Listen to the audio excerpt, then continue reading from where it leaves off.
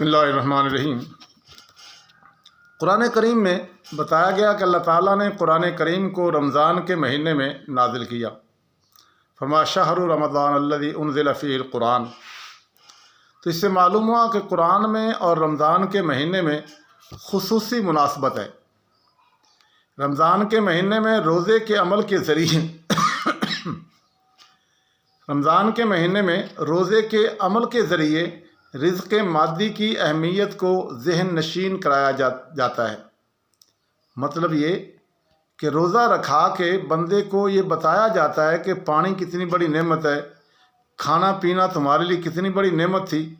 تو گویا روزہ رکھا کے ان دونوں چیزوں کی اس کی اہمیت بتائی گئی۔ تو روزے کا مقصد یہ ہے کہ لوگوں کے اندر رزق مادی کے بارے میں حقیقی شکر کا جذبہ پیدا کیا جائے۔ یعنی روزہ جب رکھے گا بندہ، بھوکا ہوگا، پیاسا ہوگا، نڈھال ہو جائے گا جسم، تو اب اس کے اندر کھانے پینے والی چیزوں کی قدر محسوس ہوگی، اس کے اندر یہ شکر پیدا ہوگا کہ یار یہ ہم چھوڑ دیتے تو یہ حالت ہے، اگر اللہ تعالیٰ ہم سے یہ لے لے تو پھر کیا حالت ہو۔ پھر اس کے اندر بندے کے اندر شکر پیدا ہوتا ہے، وہ بار بار اللہ کا شکر کرتا ہے جب بھی کوئی نعمت ملتی ہے۔ تو روزہ گویا اس طرح بندے کے اندر یہ رزق مادی کی اہمیت بتاتا ہے اور شکر کا جذبہ پیدا کرتا ہے۔ اور قرآن جو ہے وہ انسان کے لیے روحانی دسترخوان ہے۔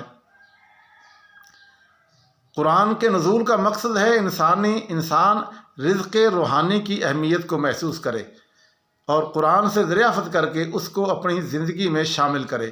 یعنی قرآن ہمیں یہ بتائے گا کہ تمہاری زندگی کا مقصد کیا ہے۔ کیا صرف کھانا پینا، اچھے کپڑے پہننا، سواری، کوٹھی، کار، بنگلہ، بچے پیدا کر کے مر جاؤ، مٹی میں چلے جاؤ، یہ مقصد ہے کوئی؟ نہیں، قرآن جو ہے وہ روحانی ہماری روح کی غذا ہے۔ وہ ہمارے مقصد حیات کو ہمیں بتاتا ہے کہ تمہارا اس دنیا میں تمہیں کیوں بھیجا گیا ہے، اور یہاں مرنے کے بعد پھر تم کہاں جاتے ہو، پھر تمہارے ساتھ وہاں کیا ہوگا، یہ سب کچھ قرآن بتائے گا۔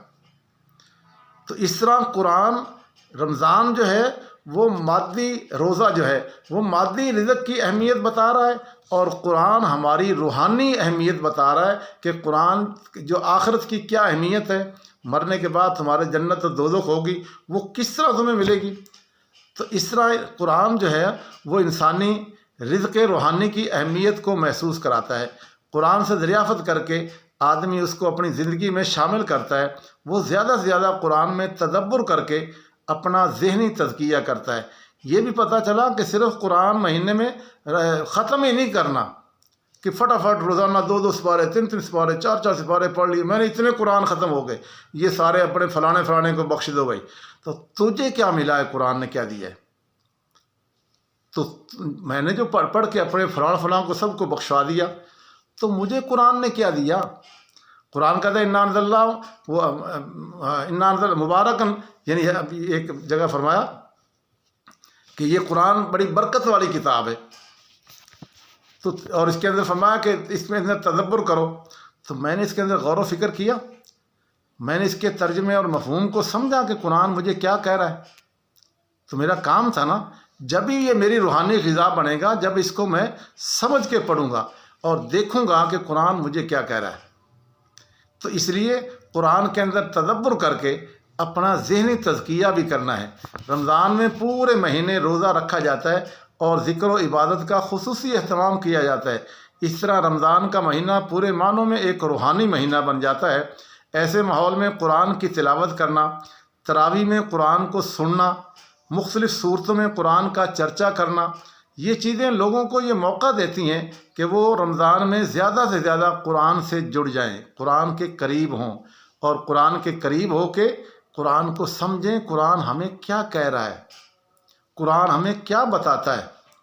وہ صرف اس لیے نہیں ہے کہ میں نے اتنے سپارے، اتنے قرآن ختم کر لیے، بس جی ختم ہی نہیں کرنا، بلکہ اس کے اندر تدبر بھی کرنا ہے، اس کے اندر سمجھنا بھی ہے کہ یہ کیا کہتا ہے، حلال کو حلال جاننا ہے، حرام کو حرام جاننا ہے۔ اس لیے فرمایا الذین آتیناہم الکتاب یتلونہ حق تلاوتہ، وہ اللہ کی آیات کا حق ادا کر دیتے ہیں۔ تو صحابہ نے پوچھا وہ حق ادا کرنا کیا ہے؟ فرمایا اس کے حلال کو حلال جانے، اس کے حرام کو حرام جانے۔ جن چیزوں سے قرآن روکتا ہے ان کاموں سے رکے، جن کاموں کو قرآن کرنے کا حکم دیتا ہے ان کو ہر صورت کرے، کسی صورت اس سے نہ بھاگے۔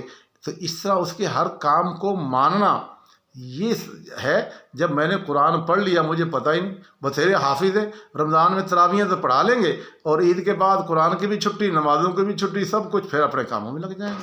تو قرآن اس لیے نہیں آیا۔ تو قرآن کو سننا، قرآن کا چرچا کرنا، اس کے اندر زیادہ سے زیادہ رمضان میں قرآن کے قریب ہونا، قرآن کو پڑھنا اور زیادہ سے زیادہ قرآن کو سمجھنے کی کوشش کی جائے۔ رمضان کا مہینہ تاریخی اعتبار سے قرآن کے نزول کا مہینہ ہے اور تربیت کے اعتبار سے وہ قرآن کو اپنے دل اور دماغ میں اتارنے کا مہینہ ہے۔ اس لیے ہمیں اس قرآن پر صرف پڑھنا ہی نہیں، اس پہ غور و فکر بھی کرنا ہے۔ کوشش کریں ایک آیت کم از کم، اور نہیں تو یہ عہد کر لیں کہ آج سے شروع کر کے نماز کا ترجمہ ہی سیکھ لیں، نماز کو ہی سوچ کے سمجھ کے پڑھ لوں کہ میں کیا کہہ رہا ہوں، کس کے سامنے کھڑا ہوں۔ تو یقیناً جب اس طرح میں سوچ سمجھ کے پڑھنے لگوں گا تو قرآن میری اندر کی دنیا کو بدل کے رکھ دے گا۔ اللہ تعالیٰ اپنے حبیب علیہ الصلوۃ والسلام کی اتباع و اطاعت کرنے کی